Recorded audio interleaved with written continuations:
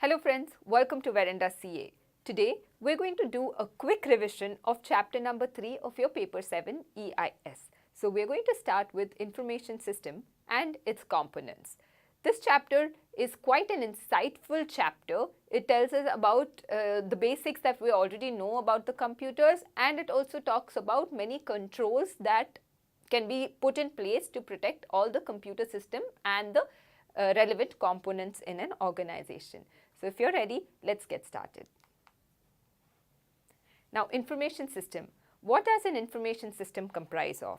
Yes, information system, it comprises of hardware, software, people, data and network. It comprises of hardware, software, people, data and network. Now, you all know the meaning of hardware, yeah? All the physical or tangible devices that help you to connect with the computer systems, that help you to connect with the logic of the computer system. So your hardware could involve keyboard, mouse, monitor, and then your software. When it comes about software, there are two kinds of softwares that we are going to study in the upcoming slides. So we're going to see about operating system software and application software.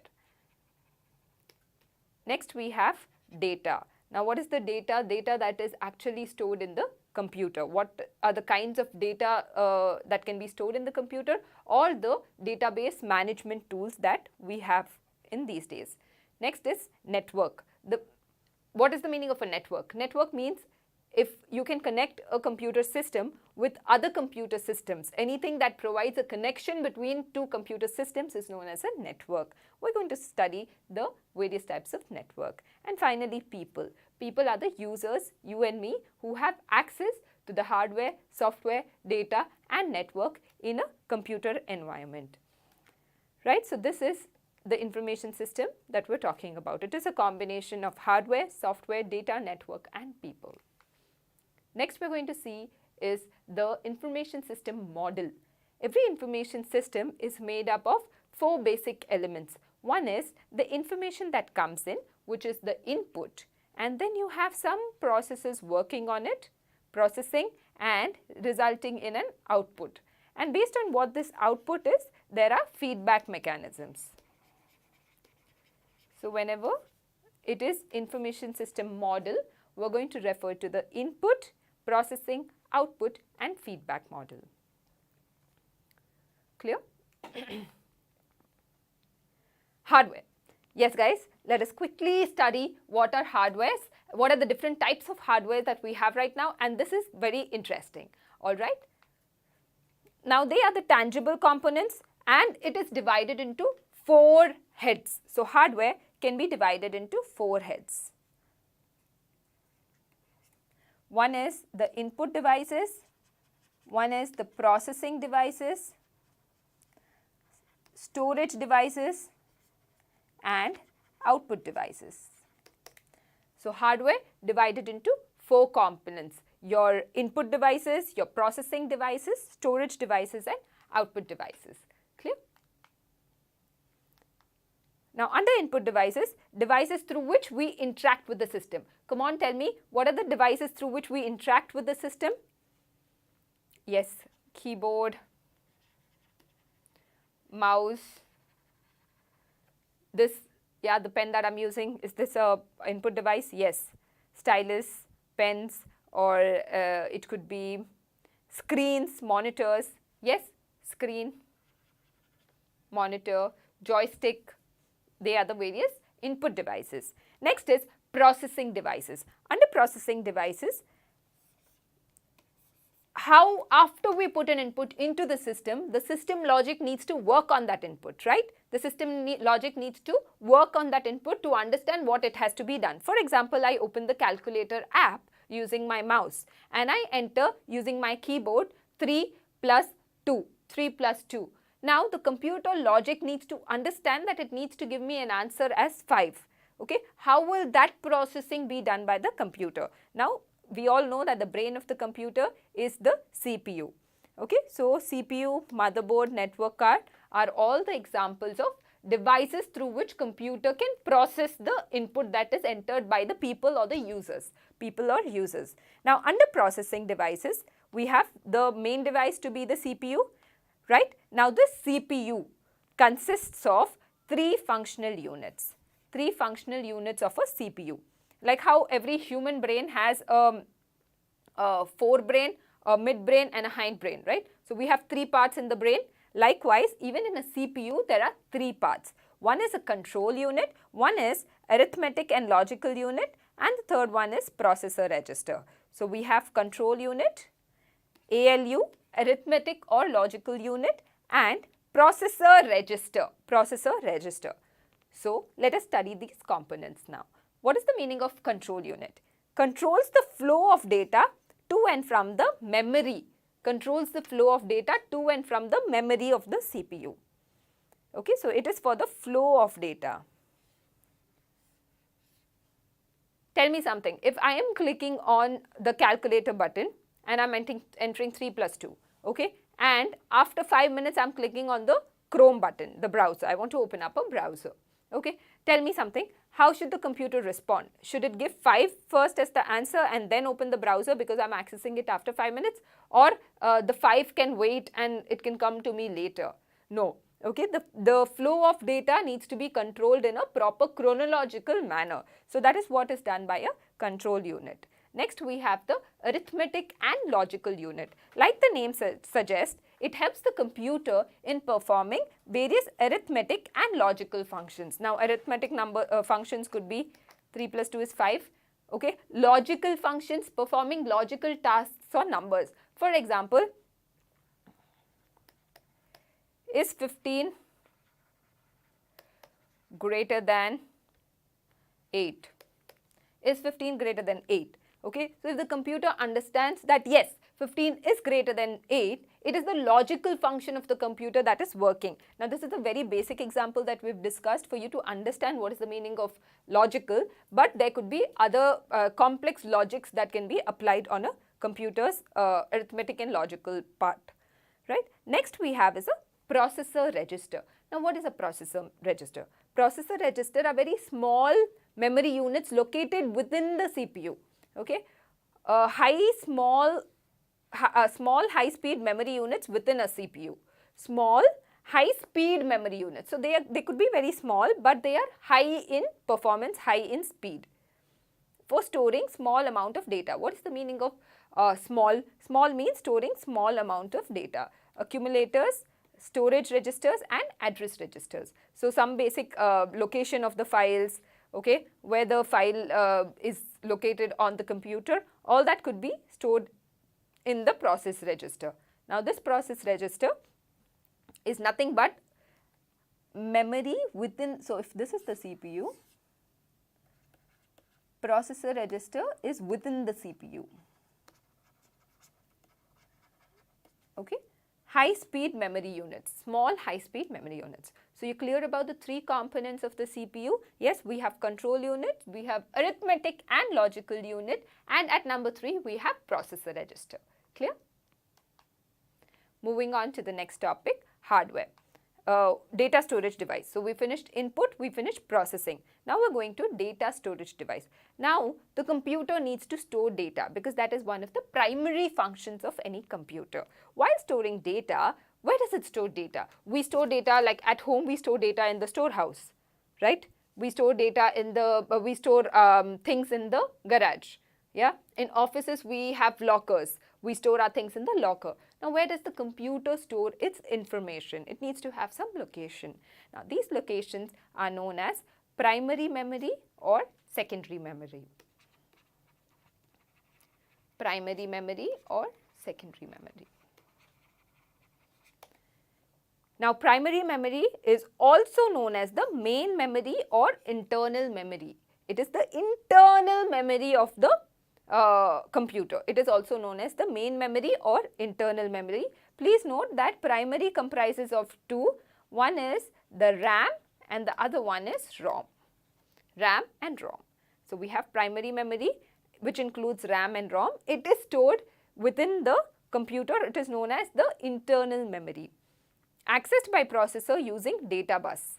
It is accessed by the processor registers using the data bus. We all know that our data is transferred using data packets.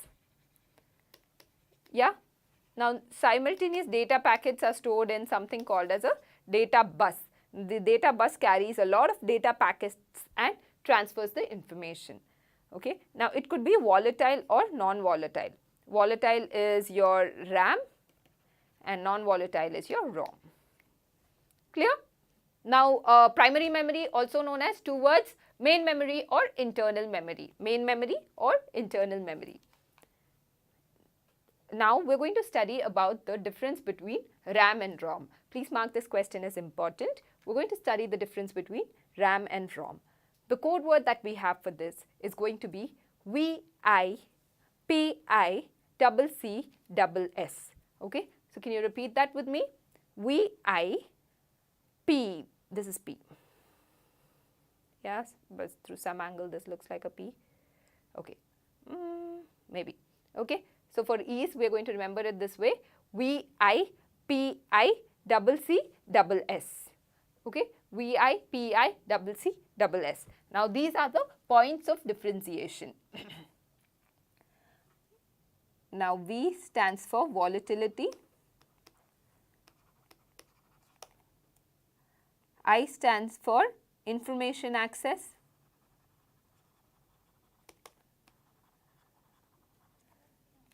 P stands for the purpose, I stands for impact on performance, impact on computer performance. C stands for cost and capacity, CC, cost and capacity. S is for speed and S is for storage. S is for speed and S is for storage. Okay, clear with the points of differentiation? Once you know the points of differentiation, it is a very easy answer. The difference between random access memory and read-only memory. Read-only memory and random access memory. Okay, it's better you write the full form. Random access and read-only.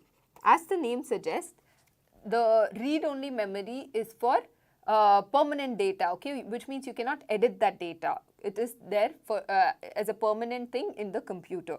So, read-only memory, and random access is for the files that you are working on currently. Currently, the file that is in use, that will be accessed through the RAM. Okay. Now, volatility, look, are you ready? Let's look at each of the points of differentiation. Clear with the points of differentiation? Now, let us see volatility. RAM is very volatile, which means that information is lost as soon as I turn off the power. Information is lost. So, which means I am working on something, that information will be lost as soon as the power is turned off. Okay. So, that means volatile. You know the meaning of volatile? When I have a perfume or a nail polish remover and I leave it open, then what happens? It diffuses in the air. It goes away. So, volatile means that it diffuses away, it goes away. So, likewise, anything that is there in the RAM will go away in case the power is turned off. On the other side, we have ROM, which is non-volatile in nature, in nature, which means it is permanently there in the system. Even if power goes off, nothing happens to the ROM saved files. Nothing happens to the information that is saved in ROM. Information access. Now, as the name suggests, can be read and edited, can be read and modified. But this can only be read and not modified. Permanent files can only be read, they cannot be modified. Clear? Purpose. Hold the data while it is in use. You can imagine the ROM to hold your program files. Yeah, for example, I have downloaded some program file on my system. Say I have downloaded Tally or Photoshop. Can I go inside that program files and make changes? No, I have to put on some updated version in case I want to change it. So, Tally and Photoshop will be stored in your program files, which means your ROM, and here RAM could be your other files that you work on. Say I have an Excel file that I am working on, right? Now, can be read and modified. This can be read only and not modified. What is the purpose of having a RAM? Hold the data while it is in use. Hold the data while it is in use. This is used to store information that is rarely changed. You store information that is rarely changed. Alright. Impact on system performance. It has a very high impact on your system performance. That's why whenever we're buying a laptop, we're always concerned about the speed of RAM. We say that, okay, no, I don't want an 8 GB, it's not going to be enough for me. I want 16 GB. Yeah, I want the 16 GB RAM. It'll work faster, it'll make my computer work faster. I can open multiple tabs at the same time. I can do some programming on that, right? So the impact on system performance is very high. But have you heard of any laptop specifications that talks about the speed of ROM? No, because only the speed of RAM has a very high impact on the system performance. So this speed of ROM does not have much of an impact. Okay, capacity, the memory of RAM is higher than the memory of ROM. Obviously, RAM is much more expensive than the ROM. So the cost wise, RAM is costly. This is not so much. It's not so costly. So the laptop that varies between, you know, say 50,000, 40,000 or to 1 lakh. What's the main point of differentiation? It is the speed of the RAM. That is one of the major points of differentiation between the cost of a laptop. So higher the RAM, higher the cost. Storage, temporary memory, permanent memory. So this is a temporary memory because see, power is off and information is lost. So it is a temporary memory, while this is permanent in nature. Okay, you cannot go inside and you cannot modify it. It's permanently there. Speed, high speed card and slower than RAM. We've already discussed the speed point. Clear? Great, boys and girls, quickly. VIPICCS. VIPICCS. We, without seeing, all of you without seeing, I'm going to hide this. Yeah, without seeing, V for volatility. I for, tell me, I for impact on information access. VI, volatility, information access. P is for purpose, to hold the files while in working and to store the files, right, permanently. Purpose, and then I have I for impact on the performance, impact on system performance. VIPICCS. Double C for cost and capacity, and double S for storage and speed. Right? Let's move on to the next topic. Wow, what is this? Cache memory. What is the meaning of cache memory? Okay. Before we go on to what is the meaning of a cache memory, I want you to just relate to this example. In an office, there is a boss. Okay, there is a boss.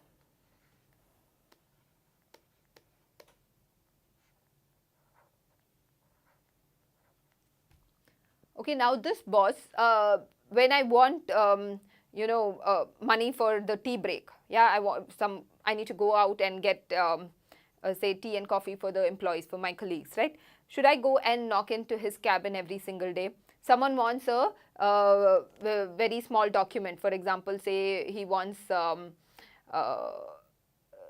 information on the log, who has entered the office. Yeah, the log information, which will be available with the security. Okay, so should a group of people come and knock at the door of the boss for every small things that are required? The answer is no. Okay, you cannot trouble the boss for every little information that you need. The boss can delegate the work to the PA, to his PA. He can delegate the work, and people can go to the PA and get the daily information, whatever is required. In case I want something really important, then I can go and knock at the boss's door. Okay, now you understand that the difference between a boss and a PA. Yeah. Now, the boss, I cannot go and trouble him for routine or trivial tasks. Now, so tell me something, the CPU. Okay, the CPU is the main memory in a computer. Now, every time the RAM and the ROM want to access the CPU, yeah, say the RAM continuously accesses the CPU. There's so much of load on the CPU. It cannot perform very well because there is so much of load that the RAM is continuously asking the CPU for information. So what the CPU says is that, okay, for the task that you do every day or small task, do not come to me, dear RAM. What you do is, between me and you, there's a memory called as the cache memory. cache memory, CACHE, the cache memory. Please go and ask the cache memory.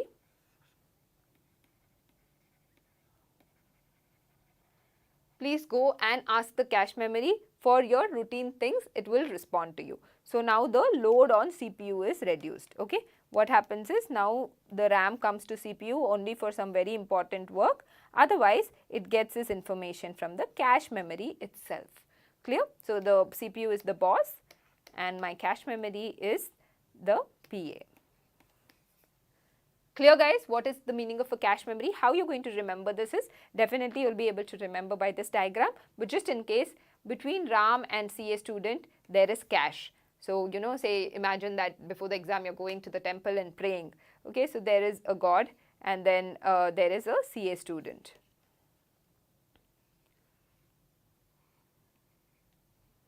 Okay, there is god and there is a CA student. Okay, now he is giving some cache in the hundi, for example.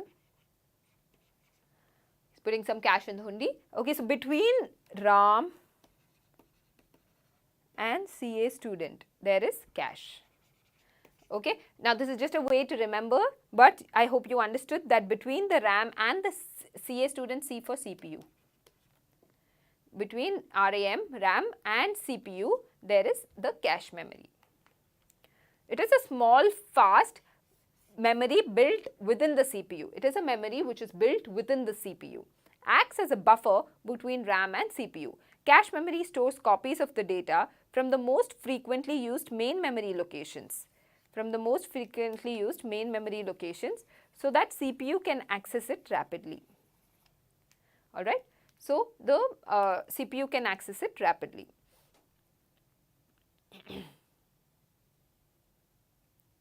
Clear?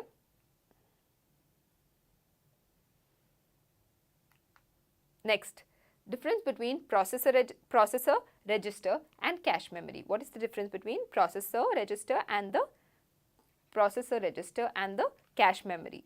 So processor register is nothing but memory units within the CPU to store small amount of data. Cache is used to access data faster from the main memory. Okay, so processor register is within the CPU, small and high speed memory. Yeah, now this cache is not within the CPU, it is used to access the data faster from the main memory. Now access can be accessed directly for operations because it is stored within the CPU, Not directly accessible for operations, it is an interface between CPU and RAM. It is an interface between the CPU and RAM. Clear? Secondary memory. Now, one is a memory which is internal or the main memory which is stored within the computer. But can I have the pen drive or my hard disk to store information from the computer? Yes. So now these external storage devices are known as secondary memory. External storage devices. They are non-volatile. Non-volatile means if the power is off, the data does not go. It stays within the secondary devices. Does not lose data when the device is powered down.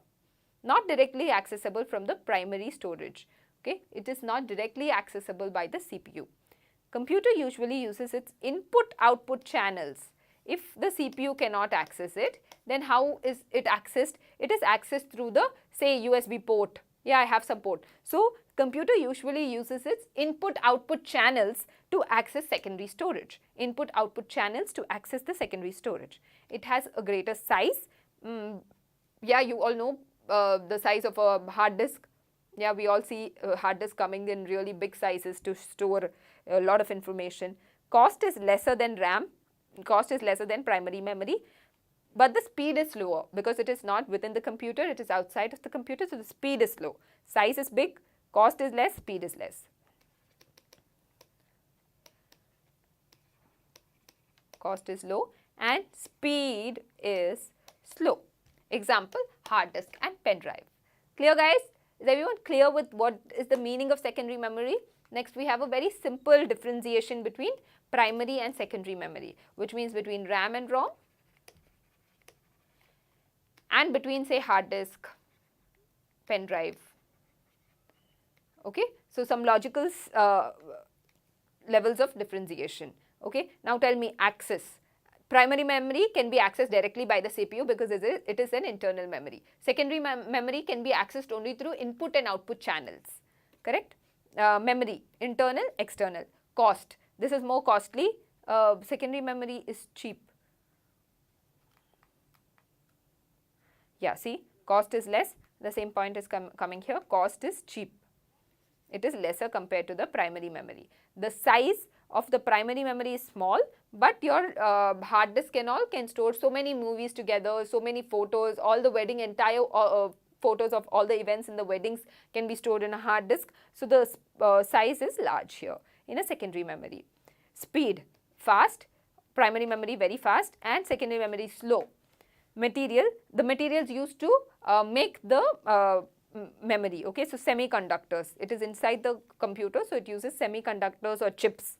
Now this is magnetic and optical material, magnetic and optical material used to make the disks or devices. Volatility, this is volatile in nature, it could be volatile or non-volatile depending on if it's RAM or ROM, but this usually is non-volatile, Now the data here, primary memory is current data, secondary memory is permanent data.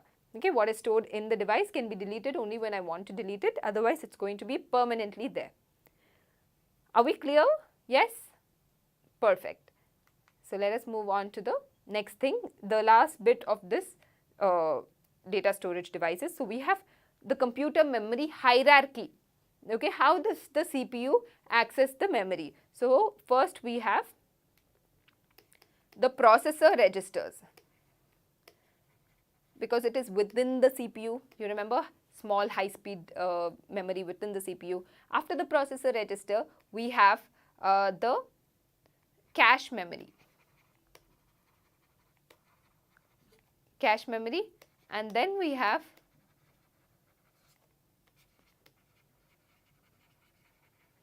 primary memory and the secondary memory. Okay, processor register, cache memory, primary memory and secondary memory. So secondary memory comes in the last of the hierarchy. So this is access by CPU. The level of access by CPU. First the CPU connects to the processor register for any information that it wants, then it goes to the cache memory, and then it goes and troubles the RAM or ROM, and then finally it is the farthest away from the CPU, which is secondary memory. Clear? Yes. Moving on, now we're going to study about the various types of output devices. Now the output can be generated through the user on the screen. Yeah, so we could see it on the screen. Monitor is a output device, and then printed formats. Yeah, we can give print reports. So printer is an output device. Clear? Now if you look at the various types of outputs that are possible, we have so many types in which output can be generated. For example, you can see a movie. Okay, that is video. You can listen to a song, that is audio.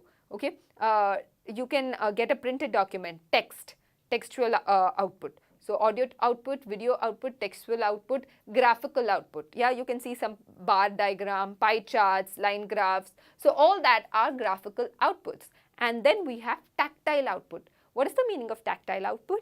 So any output which is generated through some specialized softwares which are helpful for the blind students. Yeah, so say Braille, I generate some Braille document, yeah, which is a little bit embossed, raised. So when I touch and feel that, I can feel the Braille language. So that is known as tactile output. So five types of output, audio, video, textual, graphical and tactile.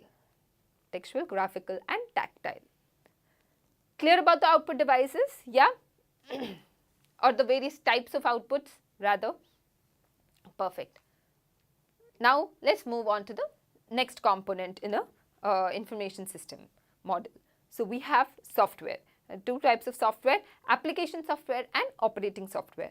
Operating software, we're all aware what is the meaning of operating software, like how we have our Android or Windows, yes, or your iOS. All these are operating softwares, which means it helps you get inside the system, get inside the computer.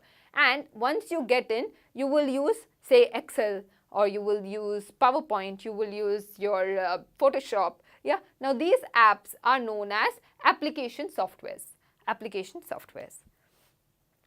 What is a software? It is a set of instructions that tells the hardware what it should do. Set of instructions that tell the hardware what it should be do.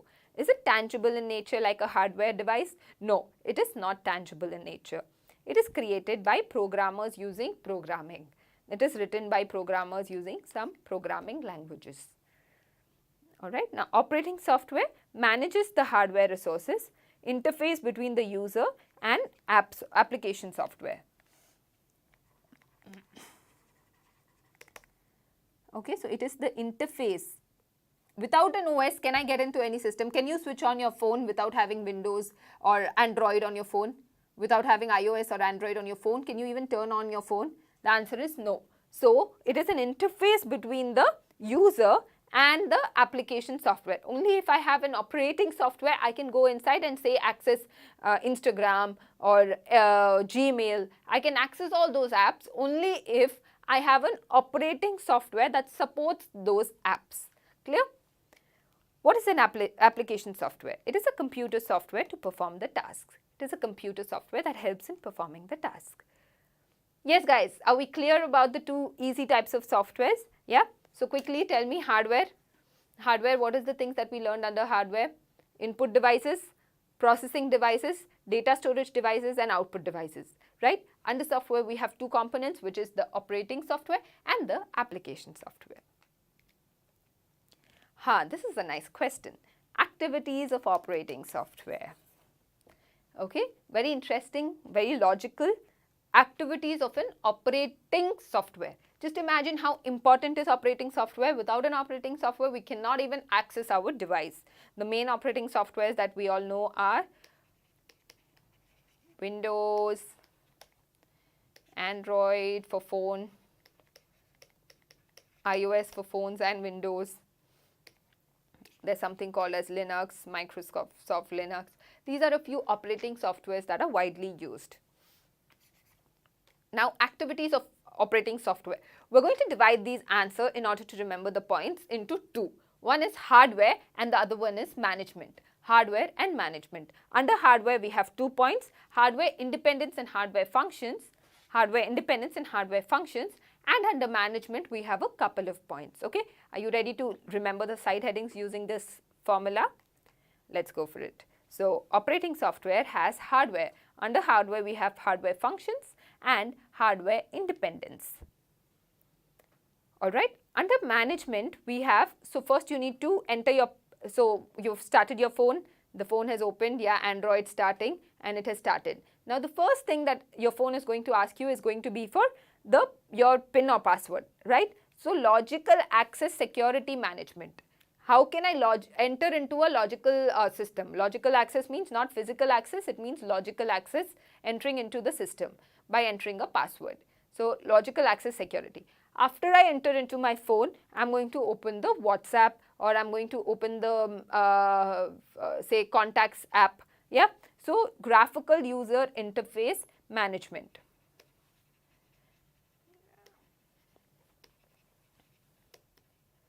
Graphical user interface management. After that, I am going to start a file. Okay. Start a file. Say in my laptop, I am opening an Excel file. I am opening some app using my graphical user interface and then I am opening a file. So, Excel file. After Excel file, I want to open a Word file also. So, task management. I am going to open some 3-4 things together. Okay, multitasking, task management. After that, I am going to save my files, memory. And finally, I am going to transfer or share my files with the other colleagues. So, network management. So, with this story, I just want you to remember the side headings or the points. So, under hardware we have 2 points, hardware functions, hardware independence, hardware functions, hardware independence. And then under management, we have a couple of points. Remember it logically. Under management, first what you do, you log into the phone. So, logical security management, logical security access management. Okay. After that, you see icons. Graphical user interface, you make a file management. After you make a file, you make another file, okay, task management. After that, you want to save it, memory management. After you've saved it, you want to share it, network management. So, 6 points here. under the management tab. Okay, everything will have management. Memory management, task management, network management. Clear? Now let us quickly see what each of these points mean to us. Hardware functions, nothing. It is an intermediary between the user and the application software. It gets input from the keyboard and displays the output on the monitor. So without an operating software, can I put in or can I key in anything to the system? No, there will be a blank screen. I cannot see anything without an operating software. Okay, so it is an intermediary between the user and the application software. Hardware independence. What is the meaning of hardware independence? Every system has different specifications and configurations. The operating system provides something known as API, Application Programming Interface.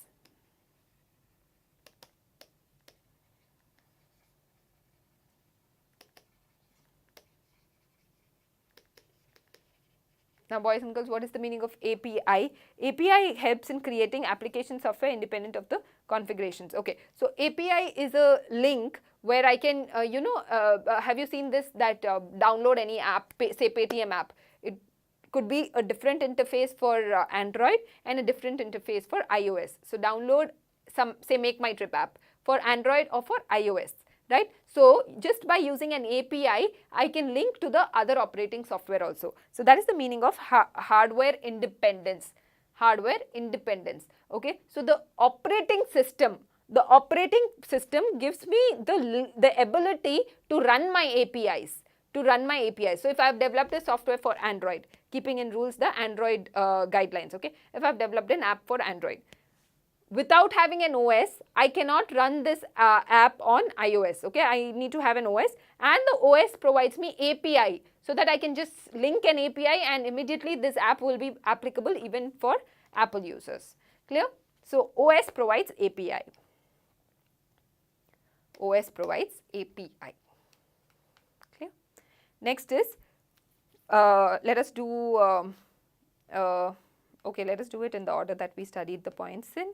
We can do logical access security management. Under logical access security management,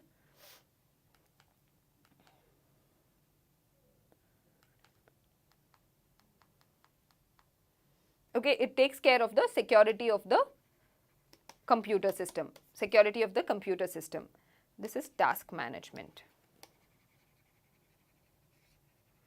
This point is relating to task management. Okay, so here multitasking and time sharing.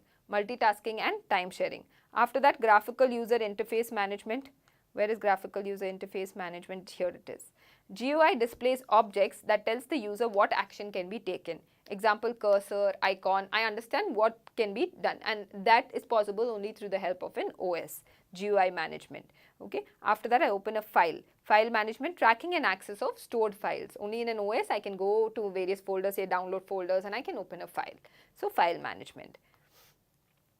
Task management here, multi-sharing, time sharing.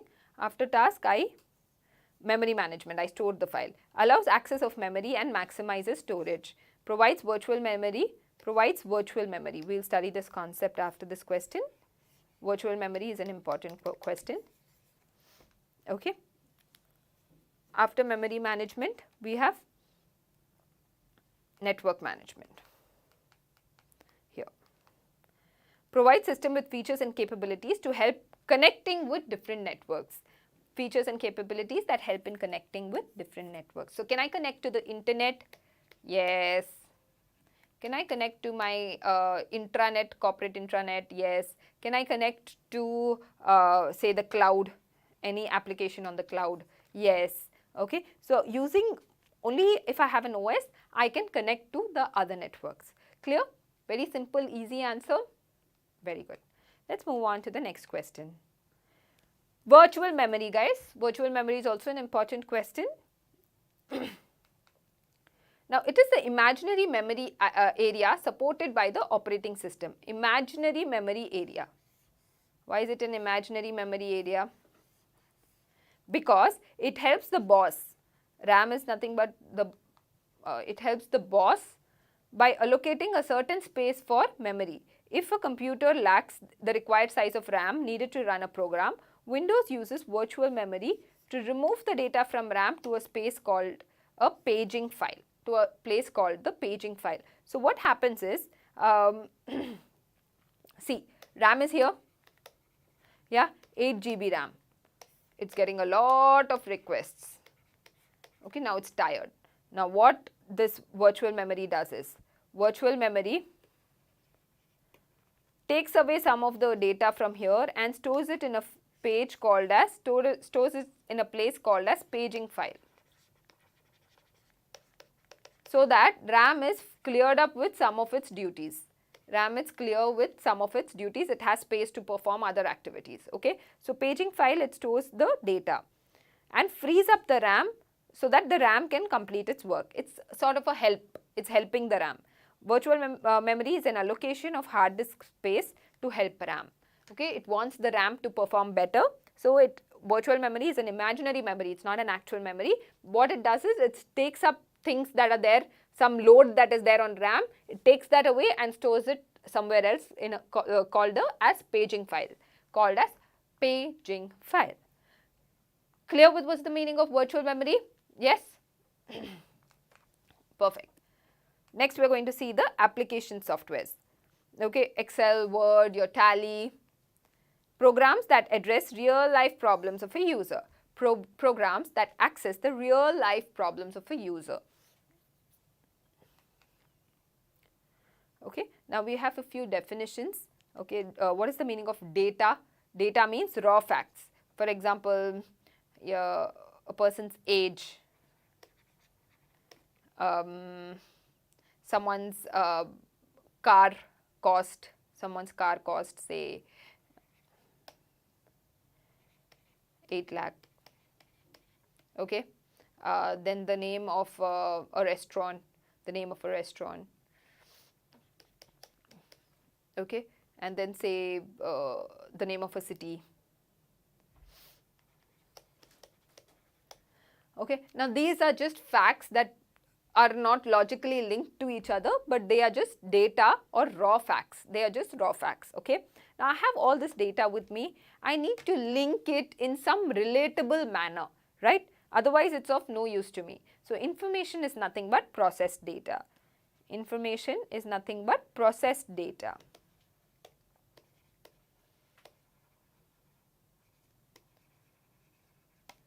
Yeah, and next I have my database management system. Database management system. What does my database management system do? It is a software that helps in organizing, controlling and using the data needed by the program. Organizing, controlling and using the data that is needed by any program. DBMS packages provide an interface to view and change the design of database, create queries and run reports. Okay. Guys, let us understand what is DBMS in a little bit more depth. Okay, database is nothing but the collection of data. So there is user accesses the DBMS and DBMS accesses the database to get the data. Database is the storage or storehouse of data. DBMS is the software that helps me in running queries on this, in analyzing this data, which is stored in my database. Clear? Okay. Now, what is DBMS? You all know data is raw facts. Data is raw facts. Information is processed data. Okay. Database is a set of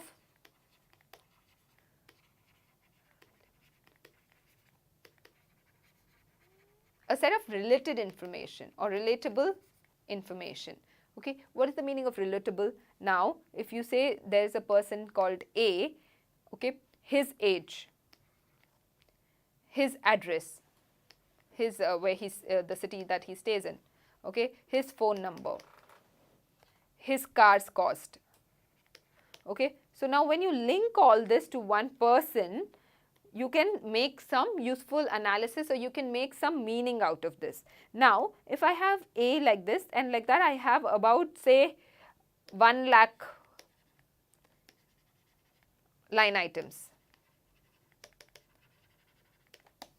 1 lakh line items for 1 lakh people, 1 lakh different people who are my consumers. Okay, so can I store all of this in a notepad file or in an Excel file? Yeah. So, in case I want to give it to my sales department, I want to give it to my sales department, I want to give his name, his you know, all this information, his age, I want to give his city's number, I want to give his phone number, I want to give, but I don't want to give the car cost to my sales team. Okay, so I'm going to give all this information to my sales team. Now to my finance team, I don't need to give the phone number of this person. I can give only the name and say the car cost, for example. Okay, so different users need the data in different manner. I want to pass on the data to a third party entity without any other information, like I don't want to give the age and city, I just want to give the name and phone number. Okay, just imagine someone using a file system. Using a file system, what you'll do is manually write a C program in a notepad file, extract whatever data you want, keep it in a file, store it in an Excel file, create a folder, store it in an Excel file, give it to your sales team. Now your finance team wants data with other columns, so what you'll do is you'll write a C program again to extract the information that is relevant only for your finance team and give it to them. Now here what happens is there are too many files that are created, in the for a same data. So this data is standard. For this data I have created around 4 files already, right. So now if say that he's moved from Delhi to Bangalore. Okay, he's moved to Bangalore. Now if I have updated in the master file, it's not necessary it gets updated in my other files. I have to go and manually update in the other files. Say I missed to update in one of the files, I missed to update in my sales file. Okay, so that will lead to an incorrect analysis of the data. Clear? So my DBMS is a software for organizing this data. It is the opposite of file system. It's not storing data into files. Okay, it is storing data into some common database from where you can easily write queries and extract or generate data. You can write queries to this software. Okay, now this DBMS software is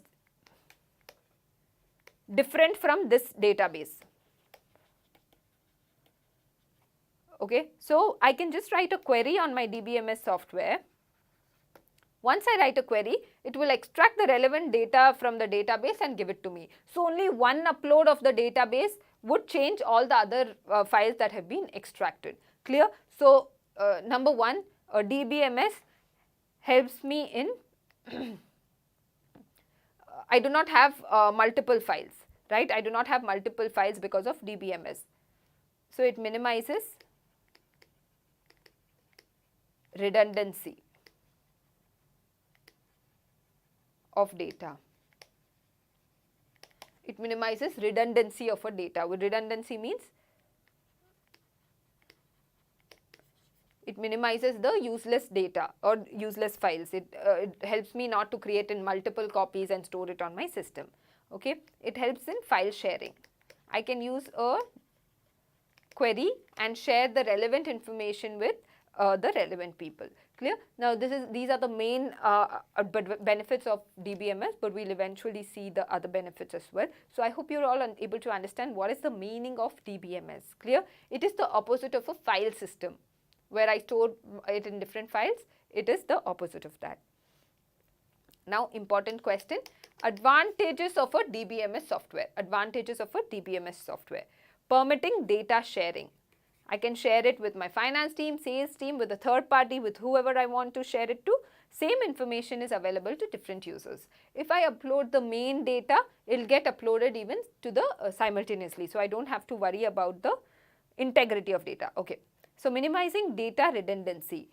No need to repeat the data or no need to have multiple files to store the same data. Integrity. What is the meaning of integrity? Like we said that he changed his city from Delhi to Bangalore, and once I change it in the main database, it gets changed automatically at all the places. So accurate and consistent data. Accurate, consistent and up-to-date data is the meaning of data integrity. Program and file consistency. Files and programs are standardized. So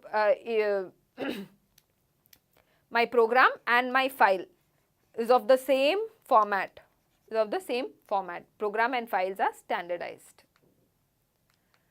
User friendly. Data access is easier also do not have to depend on experts to extract the data. I just have to write a simple query and my DBMS software will help me generate the data. So it is very user friendly. Clear? Improved security. So for example, if I'm sharing a confidential data with you, what I can do is encrypt it with a password. Only if you have the password, you can open that. So I can set all these access mechanisms using my DBMS software. Improved security. Multiple users can access data in a controlled manner by defining security constraints. So if I define some security constraints, you will be able to access the file only if you have the password. Data independence. Database programs and data are independent of each other. Data does not reside in applications. Like we discussed, that my DBMS software is different from my database, which means if I use DBMS software number 1 or DBMS software number 2, I can still access the same database. I can still access this information in this database, which means data is independent of the of this application of this or this software. Data is independent of this application of software. Okay, data independence. Data independence. So far what have we studied? We've read about file sharing, minimizing data redundancy. Minimizing data redundancy. After that, it is data integrity. Data integrity was maintained.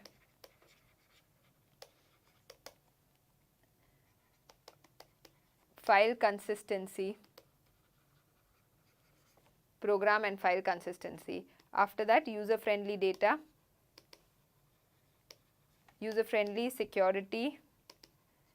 Data independence.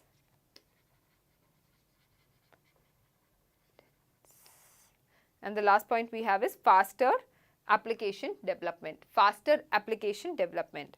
So data is already there in the database, we know that. Application developer must only think of the logic to retrieve the data. He must not write the entire coding again of a new software. He can only write a query to extract the, to retrieve the data from the database. Okay. He does not have to write a coding which contains the entire data on how it should be and everything. Okay. Data is already there in the database. So he just needs to think of the logic which is needed to retrieve the relevant data. Retrieve the relevant data. Clear about the advantages of DBMS? Yes. Let us do a quick revision. Advantages of DBMS. First is permitting data sharing. Okay. Minimizing data redundancy.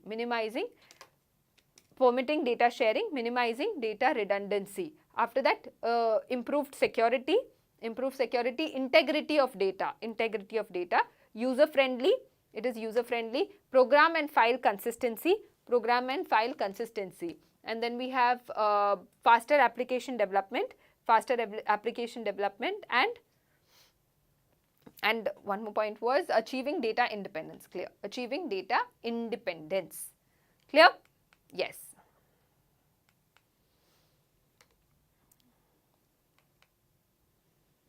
Now, disadvantages of DBMS, one is cost, because it is expensive to get a foolproof DBMS software. Cost, and the other one is security. If anyone gets hold on to your DBMS software, they can use the data that is stored in the database. They can have access to the data that is stored in the database. So security is another concern. Definitely these are the concerns that can be addressed.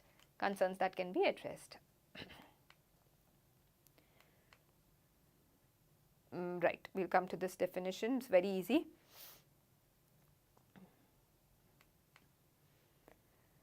Now the different types of database models. Okay, we're going to quickly see the different types of database model.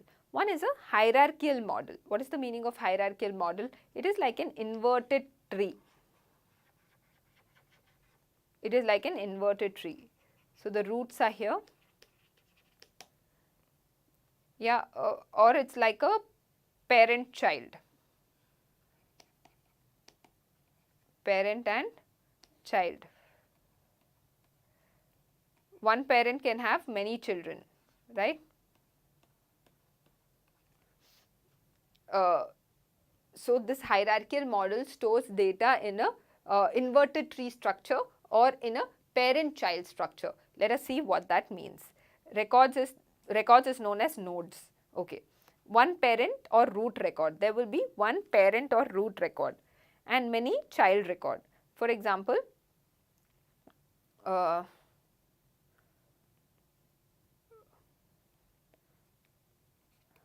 okay, teacher 1, she handles class A and class B. She handles class A and class B. Teacher 2 handles class C. Okay. So, one to many and one to one. One to one and one to many relationships are possible. Can one class be handled by teacher 1 and teacher 2? No. In our case, no. Okay. So, teacher 1 handles class A and class B. Teacher 2 handles class C. So, one to one is possible and one to many is also possible. One to one to many. It is an old model, not in use right now. It is an old model, and in this model there is a lot of rigidity. Okay, so clear about the inverted tree, about there is one parent or one root record and it has many child records or children records. One to many relationships are possible. One to one and one to many. Many to one is not possible in a hierarchical model. Next is network database model. So, to address the problem of a hierarchical model, we have the network database model. Under the network database model, owner records and one or more member records. Many branches, many children. Many branches, many children. One to many, many to one and many to many. All sorts of relationships are possible. Okay. Teacher 1 handling class A, B. Teacher 2 handling class C. Okay. In B, teacher 2 can also come and okay, teacher 2 can also come in B. So, this is one to many, one to one, many to one, many to one and many to many. Many to many is also possible. Many to many, which means that B is there in class B is handled by teacher 1 and teacher 2. So, we have all the relationships that are possible in a network database model. For example, if you want to understand, if you have a video file, you can open that with Windows Media Player or you could open that with your VLC Media Player, right. So, many to one is also possible, one to many is also possible. Can express redundancy in data more efficiently. Clear. So, after the network database model, we have the relational database model. Under the relational database model, things are stored in a tabular column, in tables. Data is stored in tables and you can extract that data from the tables. Okay, clear? Collection of record in tabular column. In Instagram, as soon as I click, say first 3 letters of my name, first 4 letters of my name, then suggestions start coming. If I click, if I type out the friend's name, then the suggestion starts coming, because Instagram understands that this is the nearest table to this and I should be showing these suggestions instead of showing some faraway suggestions. So, tables with rows and columns helps in storing data in tabular column. Now, here we have 3 concepts. Okay, one is relation, one is attribute and one is domain. Relation means a table with rows and columns. This is known as relation. Attributes means the heading of the column. Serial number, name, age, all of this, the heading of the columns are known as attributes. And what fields can each of the attributes take is known as domain. For example, can the age take an alphabetical field such as C or D? The answer is no. Age can only take a numerical field. Can age take a number greater than 100? No. Age can take a number lesser than 100. So what are the characteristics that the attributes can take is known as domain. So relational database model, under that data is stored in table. This is the most popular way of storing data because it is accessible very fast. They have something known as a primary key and a foreign key. Let us see what is the meaning of primary key. Now in this table, I have a registration number as my primary key. Using this registration number, I want to make an other table. Okay, I want to make an other table with some other attributes or other columns. Now when I use this registration number, which is the primary key, when I use that in another table, this same registration number becomes the foreign key. Okay, so in this table it is referred to as the primary key, which means that it is the main key on based on what all the other parameters will be defined. Okay, I use that in an other column or other table, it becomes the foreign key. Okay, foreign key is nothing but the primary key of a table used to access or collect data into an other table. Information is stored in a tabular column. The next and the last one is object-oriented database model. Alright, clear? So object-oriented database model, like the name suggests, stores the data into many objects like video, audio, it's text. It stores data in various object forms. Text, audio, video. Data is modeled and created as objects. It is for specific tasks or roles. So far we have seen the first model, which is hierarchical model, parent to child. Next one we saw was network model. All types of relationships are possible. Third we saw was relational database model, tables, data stored in table format. And fourth one we are seeing is object-oriented database model. Clear about the 4 types of database models that are there?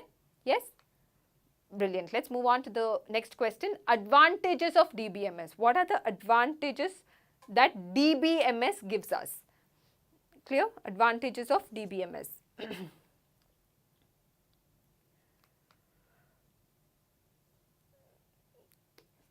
This is already what we have studied, minimizing data sharing, minimizing data redundancy, data integrity, data security, data independence, program and file consistency, and faster application development. We've seen the advantages of DBMS, we've seen the disadvantages of DBMS already. Let's move on to the last concept for now. It is known as big data. Massively large data sets. So nowadays, all the e-com companies or banks or say healthcare companies have data which is running into lakhs and lakhs of line items. Many line items for a single day. In a single hour, so many transactions happening. So our traditional database models are not equipped to do a transaction or processing or analysis of such a huge set of data. So we have new types of technologies coming in, one of which is big data. It is large set of massively large data sets, okay? Difficult to deal with traditional database tools. Analyzed computationally, it is analyzed using some high-end computation power to reveal some patterns, trends and occasions, especially relating to human behavior and interactions. So it is used to identify and analyze some patterns or trends relating to human behavior. It could be relating to human behavior. Right now, a lot of IT investment is going towards managing and maintaining big data. So it is the technology that is quite important when it comes to today's world. Now the benefits of big data. Having a big data analysis, it's very useful for companies. Let us understand in what ways is it useful for companies. Number one, they can have access to outside intelligence. Okay, they can understand that, okay, the software is trying to tell us that these are the suggestions, promote the fitness products more in tier B cities. Yeah, so they are trying to understand the outside programming intelligence. Okay, so access to outside intelligence, access to social data. Big data also gives me some access to the social networking data analytics. So access to social data, because of which I can improve my operational efficiency. Outside intelligence, access to social data, I can increase my efficiency. How can I increase my efficiency? If I integrate my big data and data warehouse, then whatever is the irrelevant data, I can give a coding to the computer, whatever is the irrelevant data, please remove that. So that way my efficiency will increase. Improved customer service. Improve customer service. Using big data along with natural language processing capabilities, along with natural language processing, I can provide a very good or a personalized service to my customers. So improved customer service. And early identification of risk to products or service. In case my products are not selling in the market, I can understand I can easily identify, early identification of risk to the products or service that I am dealing in. Clear? So outside intelligence, access to social data, increasing in efficiency. Why is my efficiency high? Is because when I integrate big data with data warehouse, I can remove the redundant data. I can remove the useless or the not necessary data, right? Improve customer service. How is my customer service good? When I integrate big data with natural language processing capabilities, then what happens? My customer satisfaction improves. After that, I have the last point, which is early identification of risks to products and services. Early identification of risks to products and services. Finally, I have the inner data warehouse. When we talk about a data warehouse, the process of running data in a data warehouse is extract, transform and load. We've already discussed in the previous chapter, extract, transform and load. Data is extracted from data files or flat files or social media. It is transformed, and while it is being transformed, it is stored in something called as paging file, where transformation of data takes place. Cleansing, sorting, filtering, all of that happens, and it is stored in a paging file. Then data is loaded in the data warehouse for storage and analysis. This is a basic ETL process, extraction, transformation and load process. Now, this is also an important question, criteria for data warehouse. Criteria for data warehouse. Non-operational data. Non-operational data, which means, will it be helpful if the database pulls out information while I'm working on my laptop through the day? No. It needs to pull out information which, like say a scheduled backup time we have on WhatsApp, we have a scheduled time for backup. Similarly, for data warehouse, we need to have a scheduled time for data pull. Must pull data from existing database on a regular scheduled basis. So it must use the non-operational data. Standardized, convert it into a standard format for better analysis. Convert it into a standard format for better analysis. If some amounts are rounded, if some amounts are in, decimals. So I need to standardize all these data. Time variant. Whenever the data enters the data warehouse, a timestamp needs to be given so that I understand, or it's for my records, that what time or what period does the data relate to. So non-operational, standardized, time variant. Non-operational data, standardized data and time variant. Two approaches to design data warehouse. Bottom-up approach and top-down approach. Bottom-up approach and top-down approach. Bottom-up approach is, say, I want to design a house. Okay. So first, brick by brick, I build the house, and after brick by brick, the entire house is made ready. After putting each brick, the entire house. So first, make smaller data marts.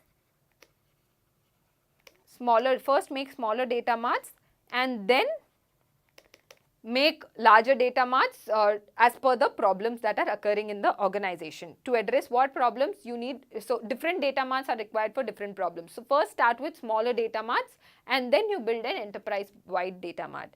Now top-down approach. Top-down approach is nothing but, say, a 5-subject notebook.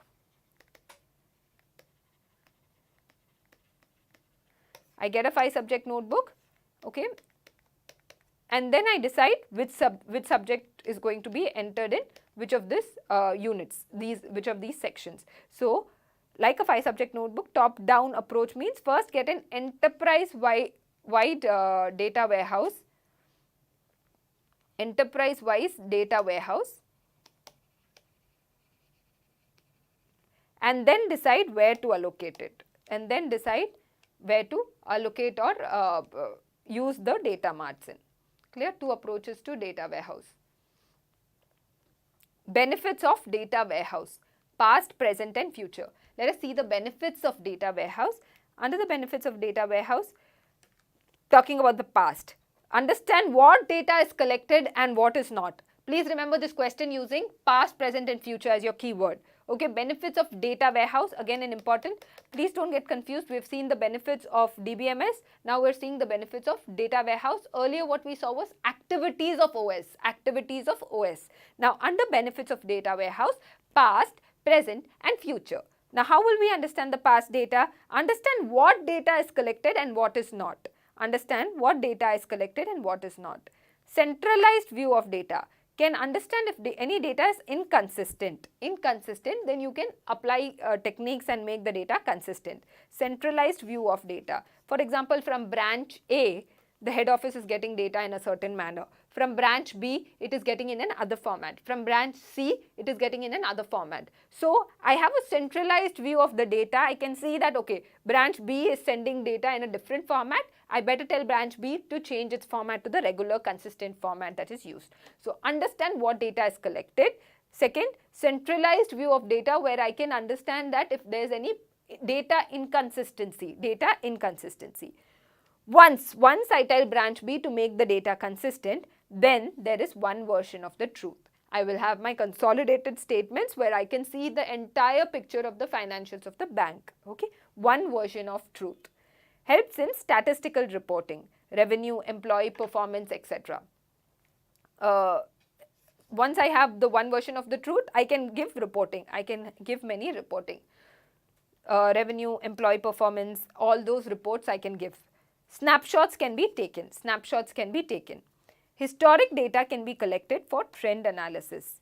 Historic data, so snapshots can be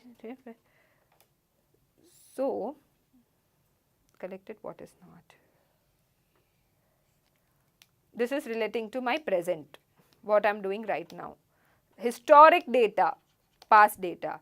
Tools to combine data to provide new analysis.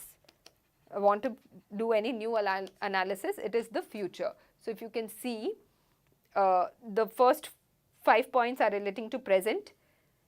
The next point, historic data, is talking about the past, and then I have new analysis for the future data.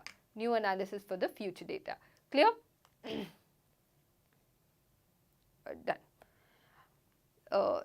We'll continue with data mining in the next topic. Thank you very much.